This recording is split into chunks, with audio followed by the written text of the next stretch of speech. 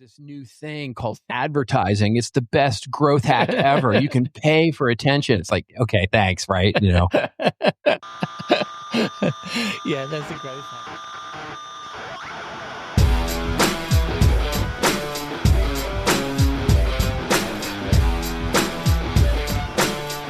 Hello and welcome to the Rose and Rockstar from the Rockstar CMO effing marketing podcast and the Marketing Podcast Network. I'm your host, Ian Truscott. I'm not a rock star, but I am a CMO and managing partner of Velocity B. It's Saturday the 30th of August. In a moment, I'll join my chum, Chief Troublemaker at 7th Bear, Robert Rose, in our virtual bar, the Rose and Rockstar, where, over one of his fabulous cocktails, I will pick his brains on a marketing topic that is top of mind for me. This week, we discuss an idea that Robert shared in his regular column for the Content Marketing Institute, that today, real beats perfect in content marketing.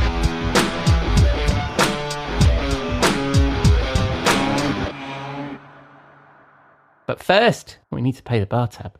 I'll be back in a moment. We'll be right back. We'll be right back.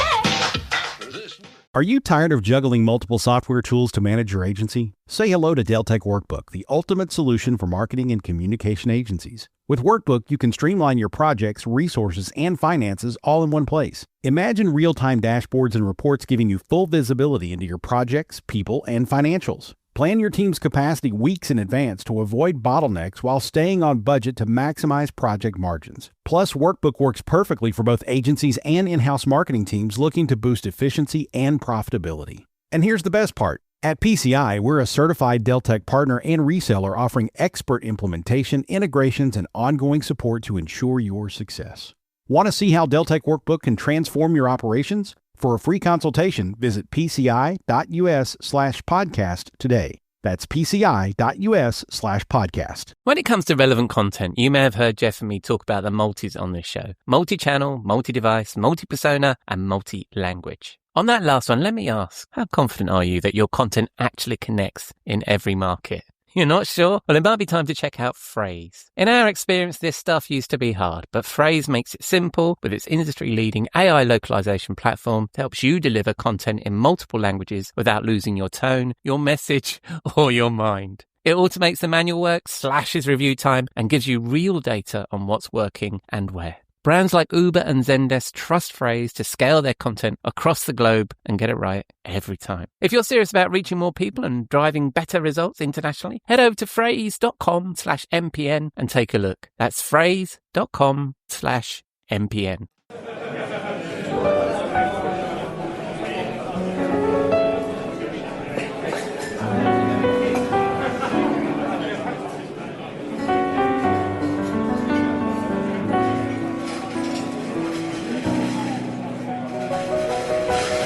Hello, my friend. Welcome to the bar.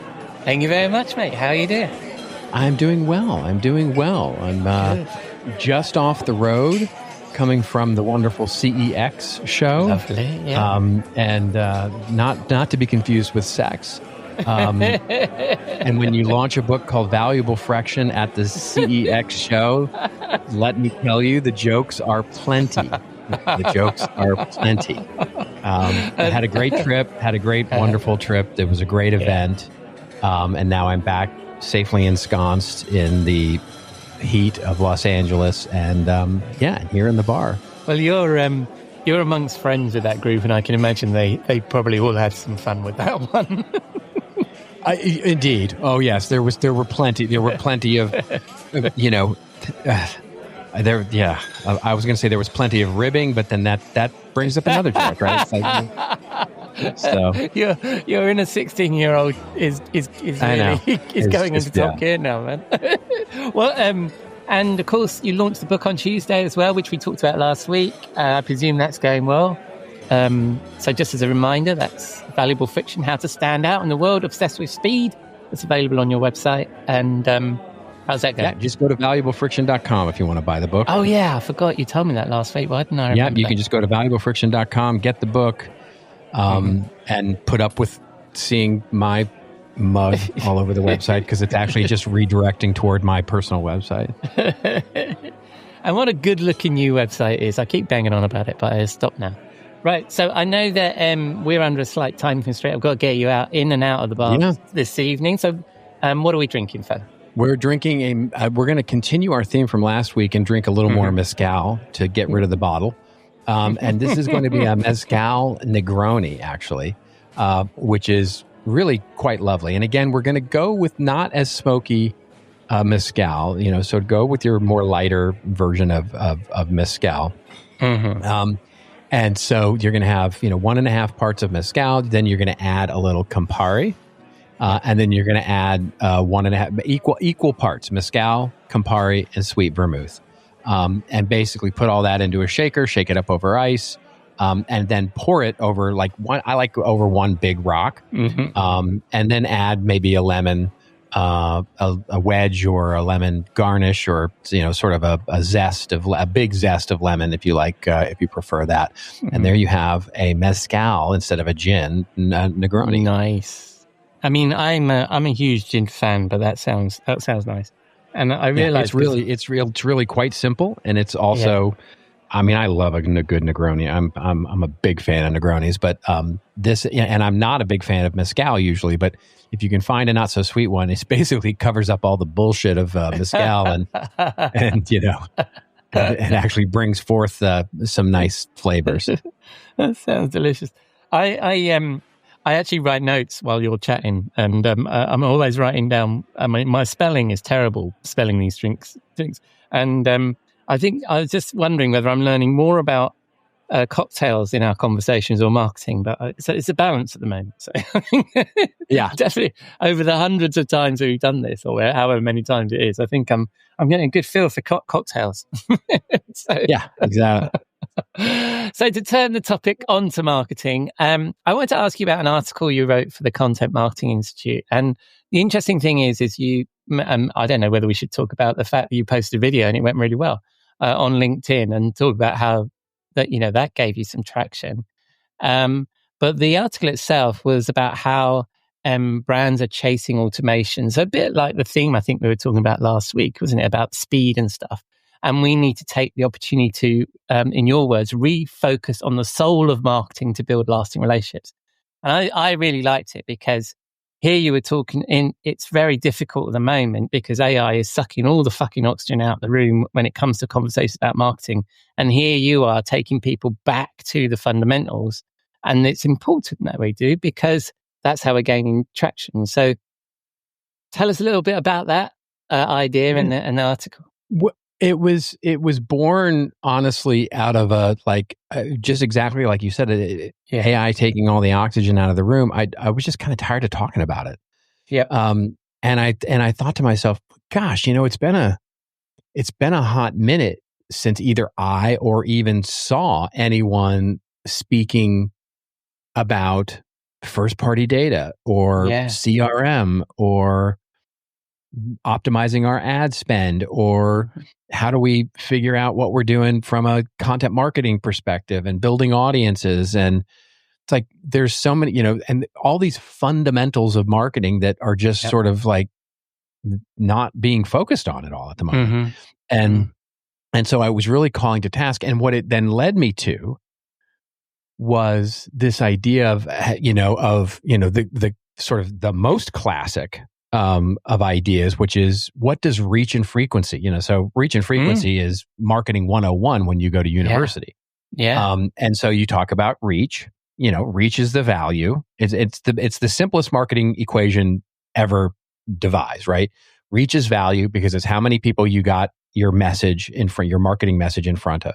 And frequency is cost, because that's how many times you have to put that message out there in order to reach the people that you need to reach and create the impact you want to create. And so literally, if you're measuring marketing ROI in one simple equation, it's reach over frequency, right? And seeing what your cost is to reach the number of people to create the impact you want to create. And so if you take that and you go, okay, well, what does reach and frequency look like in 2025? And, with all the things going on in social media and all the things going on in AI and AI answer engines and all those kinds of things, it doesn't look a lot different, honestly. It is, in other words, going back to the fundamentals here, we've gotten so wrapped around the axle of AI and being seen, attention being the major thing. In other words, reach is really the sole focus, that we've really forgotten the fundamentals of frequency. Mm-hmm. And what we have done as a result of that is defaulted as a marketing culture, let's call it, into chasing virality instead of strategic frequency. And what I mean by that is that we say, okay, any attention is good attention. This is the rationale we make to ourselves and to our businesses. We say any attention is good attention. And so therefore, we're going to make provocative clickbait headlines. We're going to do provocative content. We're going to launch Sydney Sweeney and her large breasts for advertising and create a stir.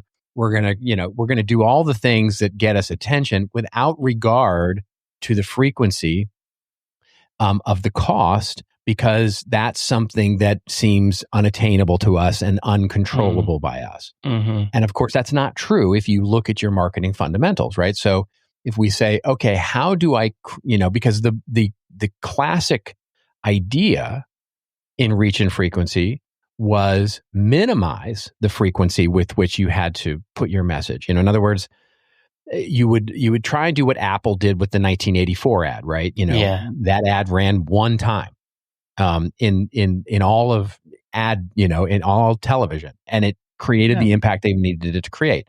So that's a home run, right? That's the North Star that we're all trying to chase, is, run it one time and have it create #all the sales. But the thing that goes unnoticed about the ad was the fact that it was step one in a multi-step, long-term branding process to minimize their frequency on content, right? That's what Apple was doing by launching that campaign.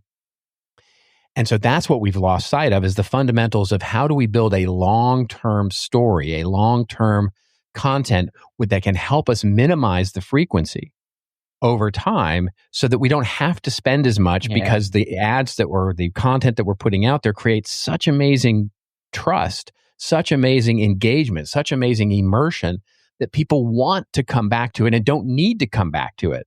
Yeah. And so instead of creating these commoditized, stupid Sydney Sweeney ads or stupid, clickbait headlines, we focus on the high quality of our marketing fundamentals and create bigger bets with deeper content.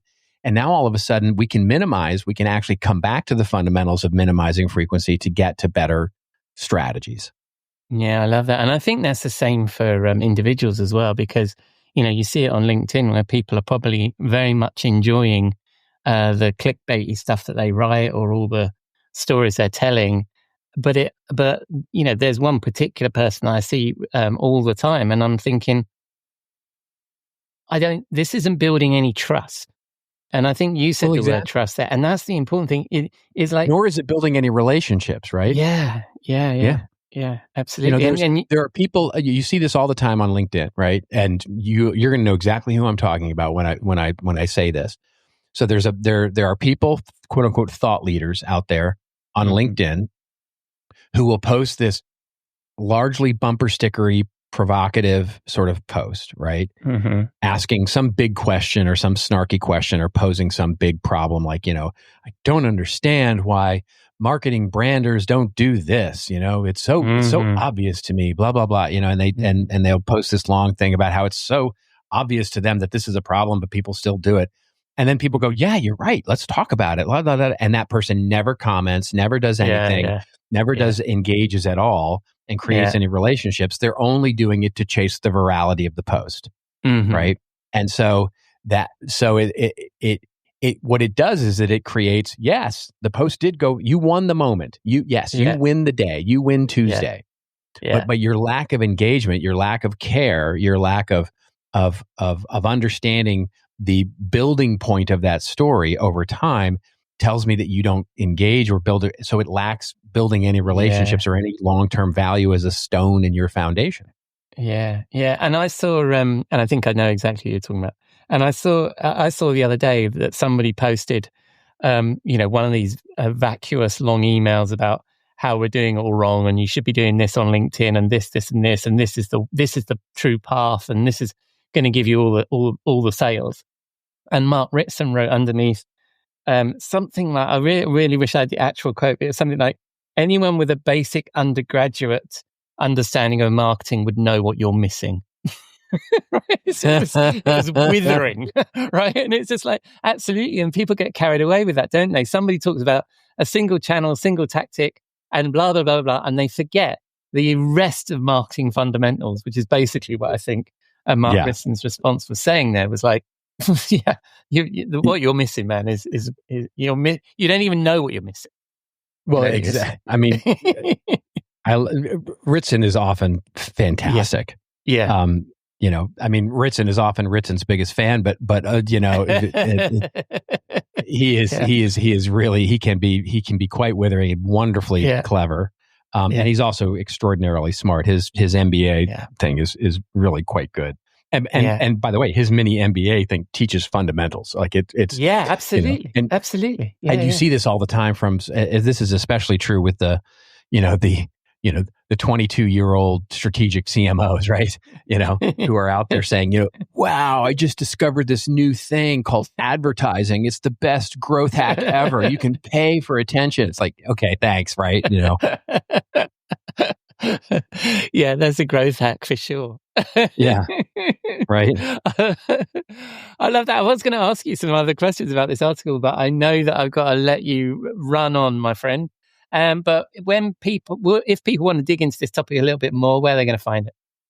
They're going to find me at, they'll find me on my consulting site, which is seventhbear.com, but increasingly more, I'm putting more effort into my personal site, which is robertrose.net. So you can learn more stuff about that. And of course, my Substack, which I'm hoping people will subscribe to, which you can also find off of either of those websites. But if you're looking for it, it's Seventh Bear Lens at Substack. Cool. So, and this article, I think the title was "Real Beats Perfect in Content Marketing," was another little content watering hole that you frequently water in. I've got this all wrong. There you go. Yeah. On Content Marketing Institute's blog, your rose-colored glasses. My rose-colored glasses. Yeah, so that you can go drink from the well of the Content Marketing Institute. Yeah. Well, I'll include links to all of that in the show notes. Thank you very much, mate. And when people spin the dial on the interwebs, where they're going to find you? They're going to find me on LinkedIn, like basically responding to posts, you know. Where you get ignored by Tom Good. Oh, hey. See, you said the quiet part out loud, didn't you? And most important for me, mate, are you going to be in the bar next week? I will indeed. I'll see you then, my friend. Okay.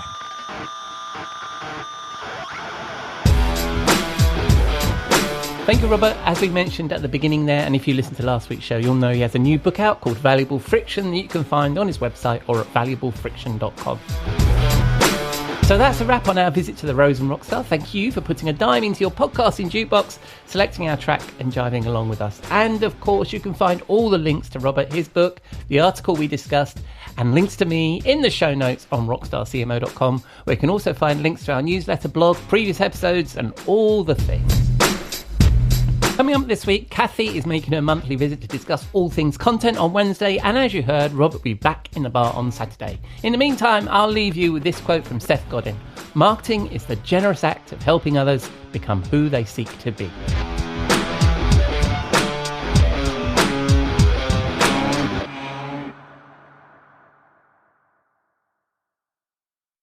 You may know you're listening to this show along the Marketing Podcast Network, but did you know there are other great shows on MPN to help your business? Hennika Watkins-Porter hosts The Entrepreneurial You, empowering entrepreneurs with insights on leadership, business, and success. Hennika, tell listeners what to expect from your show. So we provide innovative business strategies and practical solutions to common entrepreneurial challenges. And where can people subscribe? Find us at hennikawatkinsporter.com, as well as the Marketing Podcast Network at marketingpodcasts.net, or search for it wherever you get your podcasts. You heard her. Go subscribe. This podcast is heard along the Marketing Podcast Network. For more great marketing podcasts, visit marketingpodcasts.net.